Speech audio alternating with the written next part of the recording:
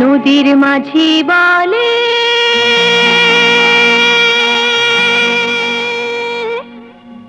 এসো নবী, মাঠের কবি বলে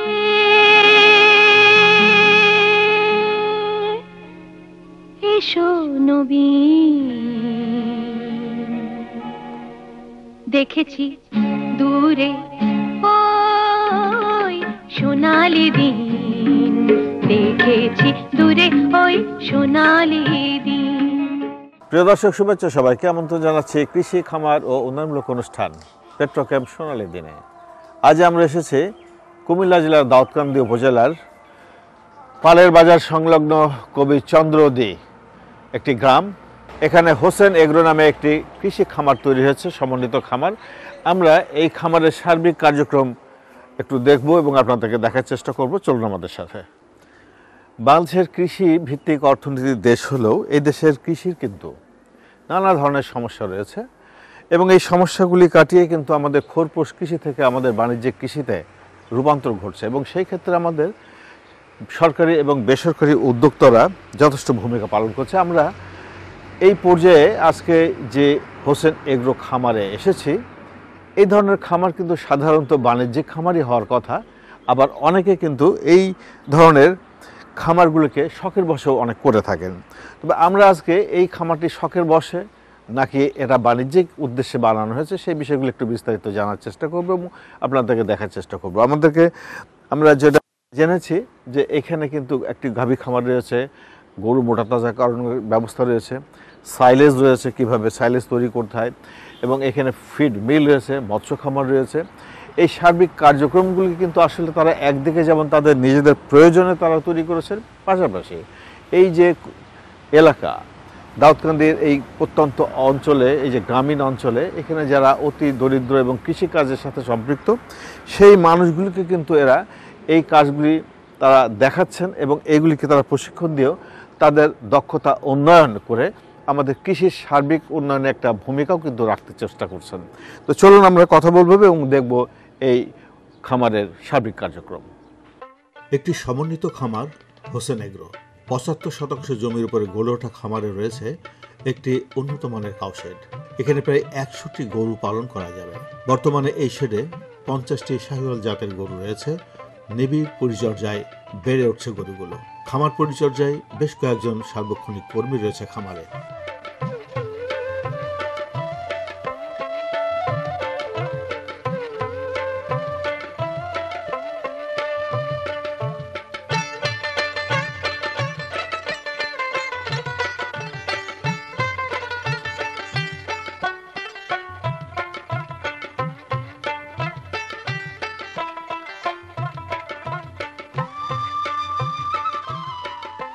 প্রিয় দর্শক, আমরা এসেছি কুমিল্লা জেলার দাউদকান্দি উপজেলার হোসেন এগ্রো একটি সমন্বিত খামার।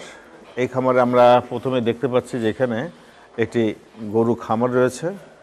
এটাকে ফ্যাটেনিং করার জন্য অসংখ্য গরু এখানে রয়েছে। এই খামারের যে স্বত্বাধিকারী উনিও আছেন, এখানে একজন টেক কেয়ার করেন যে এই খামার, উনিও আছেন। আমরা তাদের সাথে একটু কথা বলবো, জানার চেষ্টা করব যে এই খামারটার সার্বিক বিষয়, এটা কি লাভজনক হচ্ছে না কোন পর্যায়ে আছে, এই ধরনের খামার করলে আমাদের দেশের এবং সাধারণ কৃষকরা এখান থেকে উদ্বুদ্ধ হতে পারে কিনা, এই সব কিছু নিয়ে আমরা আলোচনা করব। আমি আপনার কাছে প্রথমে একটু জানতে চাই, এই খামারটার বয়স কত? এই খামারটার বয়স ৩ বছর। ৩ বছর। গরুকে এই প্রথম ব্যাচ নাকি এর আগেও আপনারা গরু তুলেছেন? আরেক ব্যাচ ছিল, এর আগে আরেক ব্যাচ ছিল। আচ্ছা, এই ব্যাচে আপনারা কতগুলি গরু তুলেছেন? এখন এখানে সব ছোট গরু, সব ছোট গরু, হ্যাঁ 50টা গরু আছে। 50টা। আগের ব্যাচে আমার বেশ বড় বড় গরু ছিল, এক একটা গরু 3 লাখ 3.5 লাখ টাকা ওইরকম ওই ওজনের ছিল আর কি। কিন্তু ওই গরুগুলি একটু আমাদের এলাকা ধরে, তো ঢাকা বা শহরে হলে দামি গরুগুলি একটু তাড়াতাড়ি বিক্রি হয়ে যায়। তো আমার বিক্রি করতে একটু সমস্যা হচ্ছিল, মানে বিক্রিটা একটু সময় নিয়ে করতে হয়েছে, এই জন্য এবছর আমি ছোট গরু উঠাইছি। এখানে যে গরুগুলি কিনেছেন একটা এভারেজ দাম কেমন পড়েছিল এই বাচ্চা গরুগুলি? আসলে ছোট গরুগুলি এই 45-50 ওইরকম এইভাবে, এই ছোটগুলি, রেঞ্জে। হ্যাঁ। আর এর চেয়ে ওই পাশে যে গরুগুলি আছে একটু বড়, ওইগুলা 75-80 বা এর মধ্যে ওইরকম একটা ইয়েতে হচ্ছে আর কি। এই গরুগুলিকে লালন পালন করার জন্য আপনারা কি খাবার দিচ্ছেন এদেরকে? গরু তো এদের দিচ্ছি সাইলেজ, যেটা আমার এখানেই প্রডিউস হয়। আমাদের এলাকায় প্রচুর ভুট্টা হয়, আমরা সাইলেজ প্রডিউস করি। সেই সাইলেজ আমার খামারের গরুর জন্য, প্লাস আমরা বাইরেও বিক্রি করি সাইলেজটা। আর দানাদার খাবার, যেই 14টা না 15টা আইটেম দিয়ে একটা দানাদার খাবার তৈরি করা হয়, সেটাও দেয়া হয়। আচ্ছা, আপনার কাছে একটু জিজ্ঞাসা করি, আপনি তো দেখভাল করছেন তাই না? আমি ফার্মের ম্যানেজার। আচ্ছা, এই যে গরুগুলি আপনারা পালছেন এগুলি তো সব দেশি জাত না, ক্রস শাহিওয়াল সব? সবই কি শাহিওয়াল এখানে? সব শাহিওয়াল। যেমন এখানে ফ্রিজিয়ান আছে কয়েকটা দেখতেছি। শুধু ফ্রিজিয়ান আছে। আচ্ছা, তো এখানে আমাদের বাংলাদেশের পরিবেশের সাথে এত রোগ প্রতিরোধ ক্ষমতা সব তো ঠিক আছে নাকি? কোনো অসুবিধা হচ্ছে না? কোনো অসুবিধা হচ্ছে না। অসুখ বিসুখ কেমন হচ্ছে? শুকরিয়া দেয়, এটা আমাদের এই খামারে এখন পর্যন্ত আমাদের রোগে আক্রান্ত কোনো আমাদের হয়নি। আচ্ছা, এটার পরিষ্কার পরিচ্ছন্নের জন্য কতজন লোক আছে এখানে আপনাদের? এটার জন্য আপাতত 2 জন লোক আছে। এই খামারের বর্জ্য বা গোবর থেকে বায়োগ্যাস তৈরির একটি বায়োগ্যাস প্ল্যান্ট রয়েছে। খামার থেকে বায়োগ্যাস চেম্বারে গোবর পরিবহনের জন্য ভূগর্ভস্থ ড্রেন নির্মাণ করা হয়েছে, যাতে দুর্গন্ধ না ছড়ায়। বায়োগ্যাস একদিকে খামারে ব্যবহার হচ্ছে, অন্যদিকে নিকটবর্তী 50টি পরিবার তাদের দৈনন্দিন রান্নার কাজে এই গ্যাস ব্যবহার করছেন।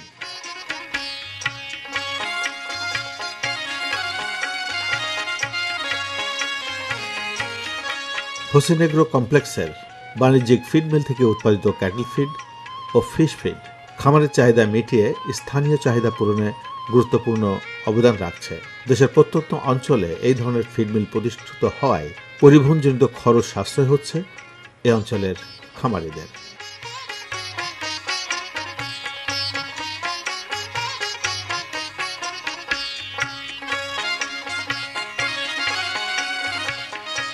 সাইলেজ গবাদি পশুর জন্য পুষ্টিকর খাবার। বাণিজ্যিকভাবে সাইলেজ উৎপাদনের জন্য হোসেন এগ্রো স্থানীয় চুক্তিবদ্ধ ভুট্টা চাষিদের নিকট থেকে সবুজ ভুট্টা গাছ ক্রয় করে থাকে। পরবর্তীতে সাইলেজ প্রসেসিং ইউনিটে প্রয়োজনীয় প্রসেসিং প্রক্রিয়া সম্পন্ন করে বাজারজাত করে থাকে। উৎপাদিত সাইলেজ খামারের চাহিদা পূরণ করে, পাশাপাশি এত অঞ্চলের খামারিদের ব্যাপক চাহিদার ভিত্তিতে অগ্রিম অর্ডারের মাধ্যমে সাইলেজ উৎপাদন করে সরবরাহ করে আসছে। সাইলেজ বানানোর জন্য যে ভুট্টা গাছগুলি নেওয়া হয়, সেগুলি ভুট্টা বের হয়ে যাওয়ার তার কিছুদিন পর গাছগুলি কাটা হয়। এখানে দেখতে পাচ্ছেন যে মাঠ থেকে ভুট্টা গাছ কেটে ট্রাকে তোলা হচ্ছে। হোসেন এগ্রোর কর্মীরা তারাই সেই গাছগুলি কেটে নিয়ে আসে, এনে সাইলেজ কাটার যে মেশিন, সে মেশিনের মাধ্যমে এই গাছগুলি ছোট ছোট একদম ছোট ছোট টুকরা করে জড়ো করছেন। সেটা প্রচুর 5 ট্রাক 10 ট্রাক 20 ট্রাক কখনো কখনো ওই পরিমাণ ট্রাকে করে ভুট্টা গাছগুলি নিয়ে আসে। তারপরে এগুলি সব জায়গায় ছড়ায় ছিটায় অলমোস্ট মানে সমান করা হয় এই সাইলেজগুলি।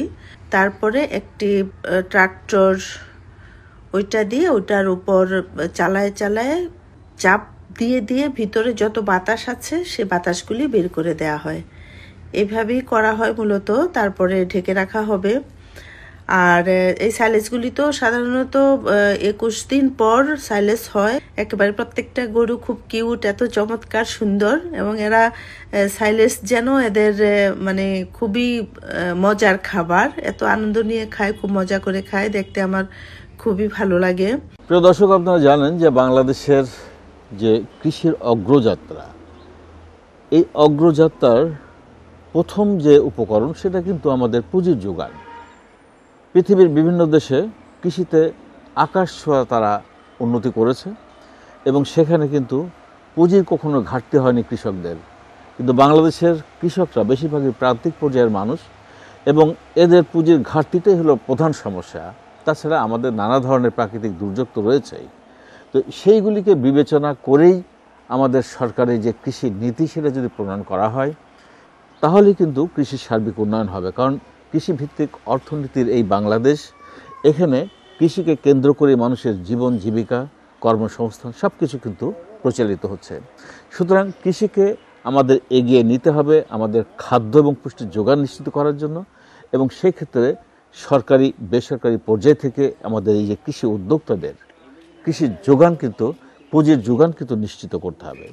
আমরা কুমিল্লা জেলার দাউদকান্দি উপজেলার এই যে হোসেন এগ্রো ফার্মে আমরা এসেছি, এখানে কিন্তু আমরা দেখছি যে এই উদ্যোক্তা তারা নানা ধরনের উদ্যোগ তারা নিয়েছে কৃষিকে এগিয়ে নিয়ে যাওয়ার জন্য। কৃষির এই যে কৃষিভিত্তিক এলাকায় এখানকার যে সাধারণ মানুষ রয়েছে তাদেরকে সম্পৃক্ত করে তারা কিন্তু কাজ করছেন। তো সেখানে পুঁজির ঘাটতি রয়েছে, সেই ক্ষেত্রে কি কি সমস্যার সম্মুখীন হচ্ছে এই পুঁজির কারণে আমরা এই উদ্যোক্তার কাছে একটু জানার চেষ্টা করব। ম্যাডাম, আপনার কাছে আমি প্রথমে একটু জানতে চাই যে কি ধরনের সমস্যার সম্মুখীন হচ্ছেন আপনার এই কৃষি ফার্ম পরিচালনা করতে যেয়ে? আসলে আমি তো এই পর্যন্ত যেটুকু করে আসছি ওটা আমার নিজস্ব অর্থ দিয়ে যোগান দিয়ে, কিন্তু আমি সাইলেজ তৈরি করব বা আরও গরু কেনার জন্য আমার সেট করা আছে, অনেকগুলি গরু রাখার মতো জায়গা আছে, কিন্তু এখন এসে আমার হাতে কোনো মানে আপনি অবকাঠামো তৈরি করে ফেলেছেন, কিন্তু এই যে রানিং ক্যাপিটাল যেগুলি লাগবে সেই জায়গাটায় আপনি আটকে গেছেন। হ্যাঁ, এই জায়গাটায় আমার মানে ভালোভাবে আটকে গেছি বলা চলে। আমরা দেখছি এখানে আপনার গাভী গরু খামারের জন্য বড় একটা শেড করেছেন, আপনি ফিড মিল করেছেন আপনার এই গরুগুলিকে খাবারের জন্য, আপনার যে মাছের খামার রয়েছে সেই মাছের খামারের খাবার এখানে তৈরি হচ্ছে, সাইলেজ করার বুদ্ধিও করেছেন, সাইলেজ বিক্রি করে একটা ইনকাম হবে সেটাও চিন্তা করেছেন। আমরা দেখলাম আপনি জৈব সার তৈরি করছেন বায়োগ্যাস দিয়ে, গ্যাসও সরবরাহ করা হচ্ছে বিভিন্ন জায়গায়, কিন্তু পুঁজির কারণে এটাকে আপনার আগায় নিতে পারছেন না, রান করতে পারছেন না, এটাই আপনার সমস্যা আপনি বলতে চাচ্ছেন? হ্যাঁ, এই যে এখন আমি যে সাইলেজ তৈরি করার যে কাঁচামাল আপনার ভুট্টা গাছ কিনতে হয়, সেটা আমি খামারিদের কাছ থেকেই, এখানকার যে যারা আছেন কৃষক আছেন তাদের কাছ থেকে আমি কিনে নিয়ে আসি সেই গাছগুলি, কিন্তু কিনে নিয়ে আসার জন্য তারা কিন্তু বাকিতে দেয় না। আচ্ছা, তাদেরকে মানে যেহেতু এইটার উপরই তাদের জীবন জীবিকা, তারা কিন্তু তাদের নগদ টাকা আগে দিতে হয়, তারপরে সেই গাছগুলি নিয়ে আসতে হয়, ভুট্টা গাছগুলি। এখন এই যে কেনার যে টাকাটা, আমার সবকিছু আছে, এখন আনলে আমি প্রচুর সাইলেজ তৈরি করতে পারবো, আমার বিক্রি করার ব্যবস্থাও আছে, মার্কেটে প্রচুর চাহিদা আছে। এখন তো বিভিন্ন জায়গা থেকে অনেক ফোন আসে, প্রচুর ফোন পাই যে সাইলেজ আছে কিনা, কিন্তু আমার কাছে নাই, আমি দিতে পারছি না। মানে আপনি বলতে চাচ্ছেন যে আপনার এখানে অবকাঠামো আছে, আপনার ম্যান পাওয়ার আছে, আপনার উদ্যোগও আছে, এবং যা যা করার আপনি করেছেন, কিন্তু আপনি ক্যাপিটালের অভাবে এখন আগাতে পারছেন না, কারণ ডিমান্ডও আছে আপনি বলছেন, প্রচুর ডিমান্ড আছে। আপনি এগুলো উৎপাদন করতে পারলে আপনি এটা লাভজনক একটা ব্যবসা আপনার হয়ে যাবে, কিন্তু আপনি পুঁজির অভাবে করতে পারছেন না। আর্থিক সংকট আপনি মানে মোকাবেলা করছেন, এর জন্য আমাদের যে ফাইন্যান্সিয়াল ইনস্টিটিউটগুলি আছে, ব্যাংক আছে বা আরও যে সমস্ত ফাইন্যান্সিয়াল ইনস্টিটিউট আছে, সেসব জায়গায় কি আপনি যোগাযোগ করেছেন বা তাদের কাছ থেকে কি ধরনের সহযোগিতা পেয়েছেন বা পান নাই? আসলে সত্যি কথা বলতে এই জায়গাটা ধরে যে কোথায় কোথায় কি কি ফ্যাসিলিটিজ আছে, আমরা উদ্যোক্তা হিসেবে কিন্তু ওইটা ওইভাবে ক্লিয়ার না, এটা নিয়ে কোনো অ্যাওয়ারনেস নাই, কোনো সেইভাবে যে আমরা যে জানবো বিষয়টা কোন মাধ্যমে কিভাবে জানবো, ওই জায়গাটারও আমার কাছে মনে হয় খুব ঘাটতি আছে। দু একটা জায়গায় যে একেবারে যোগাযোগ করিনি, আমি যেটুকু জানি সেই জায়গা জানার জায়গা ধরে, কিন্তু ওইখান থেকে আমি খুব ভালো একটা রেসপন্স পাইনি ওইভাবে। আচ্ছা, আমরা এই পর্যায়ে একটু কথা বলবো, আমাদের সাথে আরেকজন ভদ্রলোক আছেন ব্যাংকিং সেক্টরের সাথে, আপনি দীর্ঘদিন জড়িত, প্রশিক্ষণ ইনস্টিটিউটে আছেন, ব্যাংক প্রশিক্ষণ ইনস্টিটিউটে।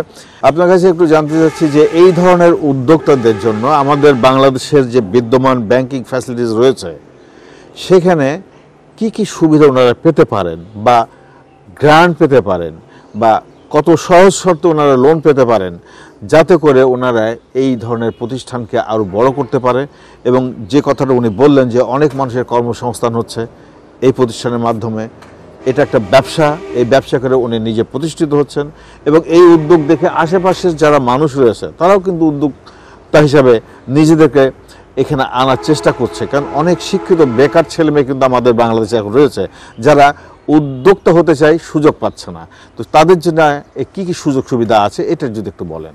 শুরুতে ধন্যবাদ জানাই একজন নারী উদ্যোক্তা হিসেবে, উনি যে একটা ব্যতিক্রমধর্মী প্রজেক্ট স্টার্ট করেছেন।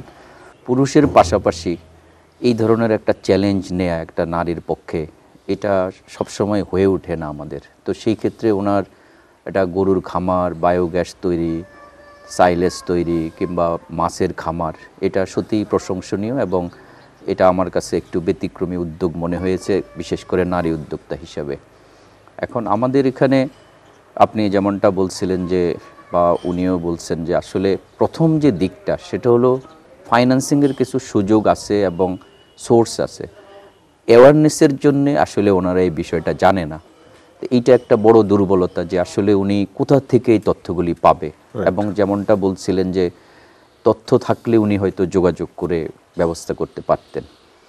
এখন ফার্স্ট কাজ হচ্ছে এই সমস্ত উদ্যোগে আমাদের যদি আমরা লোনে যাই তাহলে যেমনটা প্রেশার পড়ে, শুরুর দিকে যদি আমরা একটু ইকুইটিতে পার্টিসিপেট করতে পারি তাহলে সুযোগটা ওনাদের জন্য বাড়ে। যেমন আমাদের যারা ভেঞ্চার ক্যাপিটালিস্ট আছে বা ক্রাউড ফান্ডিং আছে, এই ধরনের ফান্ডগুলি যদি ওনারা অ্যাভেল করতে পারে তাহলে কিন্তু তার শুরুর দিকের ধাক্কাটা একটু কম আসবে। এই ফান্ডগুলি কোথা থেকে, কোন ব্যাংক থেকে পেতে পারে বা কোন প্রতিষ্ঠান থেকে পেতে পারে? ব্যাংক তো সাধারণত ভেঞ্চার ক্যাপিটাল দেয় না। আমাদের জন্য ভেঞ্চার ক্যাপিটাল আলাদা ফার্ম আছে যারা ভেঞ্চার ক্যাপিটাল করে, যেমন ধরেন বিডি ভেঞ্চার আমাদের এখানে কাজ করে ভেঞ্চার ক্যাপিটালিস্ট হিসেবে, এবং আরও ভেঞ্চার ক্যাপিটালিস্ট আছে। সরকারি প্যাট্রোনাইজেশনে যদি ক্রাউড ফান্ডিংটা আমাদের এখানে একটু জোর দেওয়া হয় ওনাদের জন্য সুবিধা হয়। কোথা থেকে পাওয়া যেতে পারে সেটা? সেটা সরকার তার নিজস্ব কোনো প্রাতিষ্ঠানিক ভাবে বা কোনো প্ল্যাটফর্মের মাধ্যমে কিন্তু ক্রাউড ফান্ডিংটা, আচ্ছা, মানে অনেকেই সেখানে লোন ফর্মে বা ইকুইটি ফর্মে অথবা ডোনেশন ফর্মে কিন্তু ফান্ডটা দেয়। এক্সিস্টিং ফ্যাসিলিটি যদি আমি বলি, সেটা বাংলাদেশ ব্যাংকের একটা রিফাইন্যান্সিং স্কিম আছে, যেহেতু এখানে এই ধরনের প্রতিষ্ঠানে ফান্ডিংয়ের জন্য আপনার সরকারিভাবে যে ফান্ড এগ্রি বিজনেসের জন্য, যেমন বাংলাদেশ ব্যাংকের রিফাইন্যান্স স্কিম আছে, একজন মহিলা উদ্যোক্তা হিসেবে 5% রেটে উনি বিভিন্ন ব্যাংক থেকে এই রিফাইন্যান্স স্কিমটা নিতে পারেন। আচ্ছা, এরপরে কিছু ডোনার এজেন্সি কাজ করে অনেক ক্ষেত্রে, যেমন ধরেন ট্রু ভ্যালি, তারা ইউএনসিডিএফ কিছু কাজ করে এই ক্ষেত্রে। সো ট্রু ভ্যালি তারাও কিন্তু গ্র্যান্ড ফর্মেও অনেক সময় এই সমস্ত প্রজেক্টে টাকা দেন। আর এখন যেটা ওয়ার্ল্ডে আপনি যে গ্রিন ফাইন্যান্স বা সাস্টেনেবল ডেভেলপমেন্টের কথা আমরা বলছি, যেমন ওনার যে বায়োগ্যাস বা উনি যে জৈব সার তৈরি করেন, এটা কিন্তু গ্রিন ফাইন্যান্সেরও একটা অংশ। সুতরাং এই গ্রিন ফাইন্যান্সের জন্যও আমাদের কিন্তু রিফাইন্যান্স স্কিম আছে। এখন যদি স্বাভাবিকভাবে ব্যাংক লোন উনি নেন, হয়তো 12-13% রেট পড়ে যাবে, যেটা ওনার জন্য আসলে একটু কষ্টসাধ্য হবে। তো সেই ক্ষেত্রে এই ধরনের গভর্নমেন্টের রিফাইন্যান্স স্কিম বা কোনো ডোনেশন ফান্ডটাই ওনার জন্য সবচেয়ে ভালো হবে। পাশাপাশি যেটা বলছি ভেঞ্চার ক্যাপিটাল, যে ভেঞ্চার ক্যাপিটালটা হলো ইকুইটি ফর্মে কেউ ওনাকে ইনভেস্ট করবে এবং ওনার কাছ থেকে একটা দীর্ঘ সময় ধরে লাভের একটা অংশ ওনার কাছ থেকে নেবেন। সুতরাং সেই ক্ষেত্রে ওনার ঋণ পরিশোধের যে একটা দখল, সেটা কিন্তু সহজে আসবে না। এটা কোথা থেকে নিতে পারেন উনি? এটা তিনি বিডি ভেঞ্চার, যারা ভেঞ্চার ক্যাপিটাল দেয়, অথবা ক্রাউড ফান্ডিং প্ল্যাটফর্ম যেখানে ডোনেশন ফর্মে কিংবা ইকুইটি ফর্মে ফান্ড দেয়া হয়, সেখান থেকে উনি এটা অ্যাভেল করতে পারেন। আচ্ছা, আর কি কি সুযোগ আছে আমাদের বাংলাদেশ সরকারের কাছ থেকে? এখন আসলে আমাদের ওনার এখানে আরেকটা জিনিস যেটা আছে, সেটা এগ্রি বিজনেসের পাশাপাশি এগ্রো প্রসেস, যেটা জৈব সার বা এই যে উনি বায়োগ্যাস তৈরি করছেন, এটা কিন্তু এগ্রো প্রসেসের মধ্যে পড়ে। সেই ক্ষেত্রে এগ্রো প্রসেসের জন্য সরকারের আলাদা ফান্ড আছে, যেটা 5% উনি রিফাইন্যান্স স্কিমের সুবিধা ব্যাংকগুলি থেকে নিতে পারেন। উনি যে সাইলেজ করছেন, এটা কি ওটার মধ্যে পড়তে পারে? এটাও পড়তে পারেন, কারণ সাইলেজটাও ওনার কিন্তু এগ্রো প্রসেসিং, এবং এই বিজনেসটাও উনি হয়তো এক্সটেন্ড করার জন্য ওনার টেকনোলজির প্রয়োজন হতে পারে, আর একটু আপগ্রেড যদি করেন, ওনার হয়তো ডেলিভারির জন্য ডেলিভারি ট্রাক প্রয়োজন হতে পারে। তো সেই জিনিসগুলিকে যদি আমরা আসলে ছোট থেকে একটু উপরের দিকে যেতে চাই, তাহলে এই ধরনের ফান্ডিংগুলির আসলে ওনার খুব প্রয়োজন, এবং আমাদেরও প্রাতিষ্ঠানিকভাবে এই ফান্ডগুলি ওনাকে দেয়া প্রয়োজন। যেহেতু আমাদের শুধু ওনার মতো উদ্যোক্তা যদি আসে, তাহলে আমাদের যে বেকার সমস্যা, সেই সমস্যাটার কিন্তু একটা বিশাল অংশ ওনাকে দেখে উজ্জীবিত হয়ে আরও অনেকেই হয়তো এই ধরনের প্রজেক্টে আসবেন বলে আমি আশা করি। আরেকটা বিষয়, আমরা দেখি যে আমাদের সরকারের বিভিন্ন প্রকল্প রয়েছে, সেখানে কিন্তু ম্যাচিং গ্র্যান্টের একটা সুযোগ রয়েছে, যেখানে বলা হচ্ছে যে 50%, দুই ধরনের ম্যাচিং গ্র্যান্ট আছে। একটা হলো 50% বেনিফিশিয়ারি দিবে, 50% প্রজেক্ট থেকে দেওয়া হবে। আবার আরেকটাতে আছে এরকম 30%, 70%, এই যে বিষয়গুলি আছে, এইগুলি পাওয়ার জন্য ওনাদের কি করা লাগতে পারে বা ওনারা সেগুলি পাইতে পারেন কিনা? এখন এই ধরনের ফান্ডে যে প্রকল্পগুলি আমাদের চালু আছে, এই প্রকল্পে যোগাযোগ করতে হবে। ফার্স্ট অফ অল আসলে প্রকল্প থেকেই অ্যাওয়ারনেস বিল্ড করা প্রয়োজন আমি মনে করি, তাহলে হয়তো উনি জানবে। যেমন উনি যখন শুনবে যে এরকম 50-50, 70-30 রেশিওতে ফান্ড পাওয়া যায়, তখনই উনি কিন্তু যোগাযোগের জন্য উৎসাহিত হবে। আর ওই ফান্ডগুলি যদি পায়, ম্যাচিং গ্র্যান্ট অথবা ধরেন ইম্প্যাক্ট ইনভেস্টমেন্ট এখন যেগুলি, বা ক্লাইমেটের সাথে তাল মিলানোর জন্য অনেক ধরনের ফান্ড আছে। কিন্তু সবচেয়ে বড় বিষয় হলো যে প্রান্তিক লেভেলের যারা উদ্যোক্তা, ওনাদেরকে জানতে হবে, জানাতে হবে, ওনাদেরকে জানাতে হবে, এবং এই মেসেজগুলি বিভিন্নভাবে এবং সরকারিভাবে বা প্রকল্পের পক্ষ থেকে কিন্তু আপনার অ্যাডভার্টাইজিং করে হোক, লিফলেটের মাধ্যমে হোক, অথবা বিভিন্ন টিভিতে আপনার প্রচারের মাধ্যমে হোক, এটা যদি উদ্যোক্তা না জানেন তাহলে তার আসলে যোগাযোগ করার কিন্তু সুযোগ থাকে না।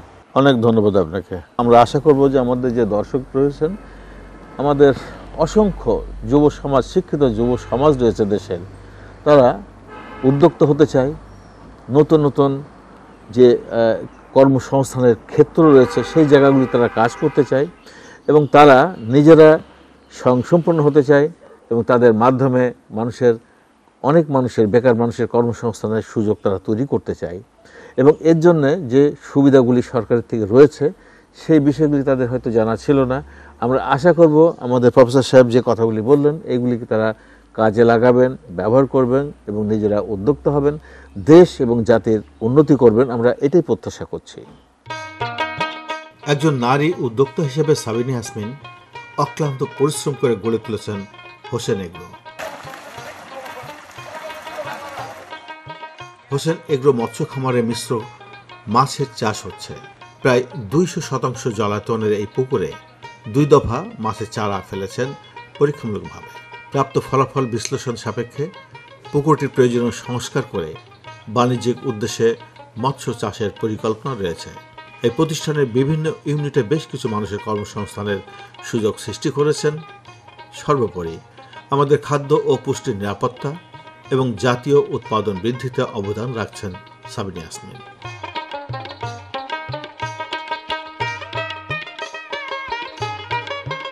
প্রিয় দর্শক, আপনারা দেখছিলেন কৃষি খামার ও উন্নয়নমূলক অনুষ্ঠান পেট্রোক্যাম্প সোনালী দিন। আজ এ পর্যন্ত, আগামী অনুষ্ঠানে আবার দেখা হবে। সে পর্যন্ত ভালো থাকুন, সুস্থ থাকুন। আল্লাহ হাফেজ। দেখেছি দূরে ওই সোনালি দিন, দেখেছি দূরে ওই সোনালি দিন, নদীর মাঝি বলে